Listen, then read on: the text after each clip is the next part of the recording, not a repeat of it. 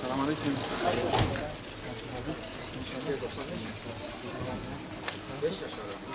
İçeri girin. Biz de bu vesileyle böyle hem aileleri ziyaret edelim dedik. Malum Peygamber Efendimiz sallallahu aleyhi ve sellem yetime mülksüzdü. Biz de hani bu vesile hem yetimlerine sahip çıkalım dedik. Onları ziyaret edelim dedik inşallah. Allah sizden razı olsun hocam. Allah bizim hediyemiz de inşallah. Selamünaleyküm. Nasılsın abi? Nasılsın? Sen de gidelim. Hayırlı günler inşallah. Sen de git. Biz Hüdapar Gençlik Kolları'ndan geliyoruz abla. Dünya Çocuklar Günü'dür. Malum Peygamber Efendimiz sallallahu aleyhi ve sellem hem yetim olması hem öksüz olması hasebiyle bunlara sahip çıkalım inşallah. Selamünaleyküm. Biz Hüdapar Gençlik Kolları'ndan geliyoruz. Malum Dünya Çocuklar Haftası'dır bu hafta. Resulullah sallallahu aleyhi ve sellem bizim hem peygamberimizdir, hem yetim hem öksüzdür. Biz de hem onları hatırlamak için, bize emanetlerine sahip çıkmak için ziyaret edelim ailelerimizi. Umutlarla beraber geldik. Hem yardımlar hem de çocuklara da biraz ayakkabı hediye edelim inşallah. 37-36. Tamam.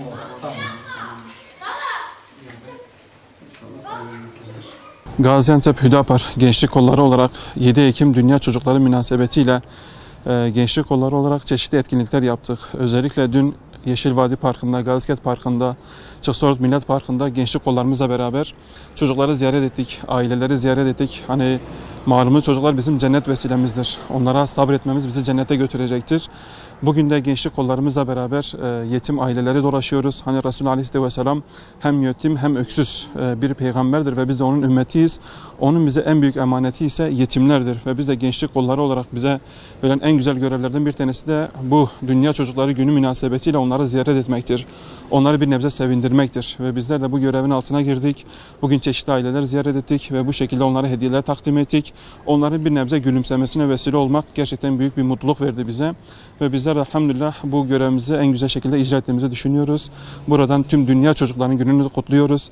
Rabbim hem yetimlere hem öksüzlere yardım eylesin ve bu vesileyle bize onları bir nebze hatırlatarak bu işe yardımcı olmak için elimizden gelen gayreti gösteriyoruz inşallah. Malumunuz çocuklar gerçekten bizim cennet vesilemiz dedik ya, özellikle Dünya Çocuklar Günü son zamanlarda dikkat ederseniz savaşlardan da en çok etkilenen çocuklardır. Özellikle son zamanlarda yapılan bombardımanlarda Orta Doğu'nun bu hale gelmesinin belki yüreğimizi burkan en önemli etkenlerden bir tanesi de yetim çocuklardır, öksüz çocuklardır.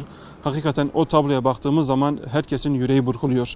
Ve bugün dünya mazlumları içerisinde en çok zarar gören çocuklardır. Bir nebze de olsa buna dile getirmek için, bugün çocukları sevindirmek, çocuklarla arkadaş olmak için biz bugün yola çıktık. İnşallah Rabbim bu çalışmamızı hayırlı ve bereketli eyler.